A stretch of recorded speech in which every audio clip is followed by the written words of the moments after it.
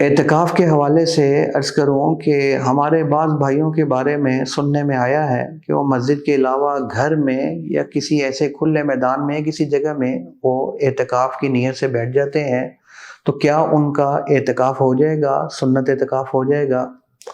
ٹھیک۔ اور دوسرا، خواتین کہاں اعتکاف کریں گی؟ اس حوالے سے یاد رکھیے کہ مردوں کا اعتکاف صرف مسجد میں ہوگا۔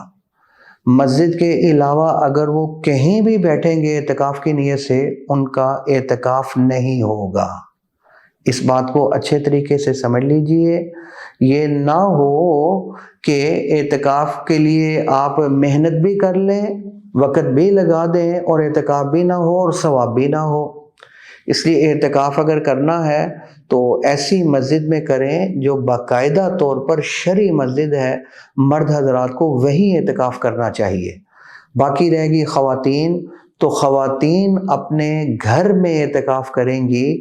ان کے لیے بہتر یہ ہے کہ اگر کوئی حجرہ ایسا ہے، کوئی کمرہ ان کا ایسا ہے کہ جہاں یہ نماز وغیرہ پڑھتی ہیں، کوئی کمرہ خاص کیا ہوا ہے نماز کے لیے، اسی کمرے میں اعتکاف کر لیں، اسی میں ایک چادر وغیرہ لگا لیں، بہتر ہو جائے گا تاکہ یکسوئی کے ساتھ عبادت ہو سکے۔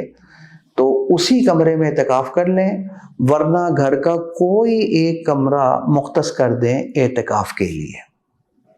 ٹھیک، تو یہ گھر میں کریں گی، یہی ان کے لیے افضل ہے، ایسے ہی ان کو کرنا چاہیے۔ اور مرد حضرات جو ہیں وہ مسجد میں کریں گے۔ ٹھیک۔ اور اگلی چیز یہ بھی ذہن میں رکھیں کہ بلا عذر سنت اعتکاف میں بلا عذر، ٹھیک، اگر مرد یا خاتون اپنے جو ہے وہ اعتکاف والے کمرے سے یا مسجد سے مرد حضرات باہر نکل جاتے ہیں بلا عذر، ایک لمحے کے لیے بھی نکلیں گے تو اعتکاف ٹوٹ جائے گا۔ عذر مثال کے طور پر کیا ہے؟ آپ نے وضو کرنا ہے، آپ جا سکتے ہیں، بالکل جا سکتے ہیں۔ آپ نے کیا کرنا ہے؟ بول و براز کے لیے جانا ہے، پیشاب کے لیے جانا ہے، بالکل جا سکتے ہیں۔ ٹھیک، تو کوشش کریں کہ ہاتھ دھونے کے لیے آپ کو باہر نہ جانا پڑے، پیسٹ وغیرہ کرنے کے لیے بھی آپ مسجد سے باہر نہ جائیں۔ البتہ جب یہ تقاضا پیدا ہو پیسٹ کا یا ہاتھ دھونے کا، تو آپ یہ نیت کر لیں کہ میں نے وضو بھی تو کرنا ہے نا، تو میں وضو کے لیے چلا جاتا ہوں۔ ٹھیک، تو وضو کے لیے جائیں تو اس وقت آپ جلدی میں وضو سے پہلے اپنی مسواک کر لیں، اور بہتر کیونکہ سنت عمل مسواک ہے، آپ مسجد میں سنت اعتکاف کے لیے بیٹھے ہوئے ہیں تو پھر اس سنت کو بھی تو زندہ کریں نا، تو اعتکاف جلدی سے وہ بھی کر لیں، بقیہ وضو کریں، اور اسی وقت آپ کے ہاتھ بھی دھوئے جائیں گے، آپ مسجد میں واپس آ جائیں۔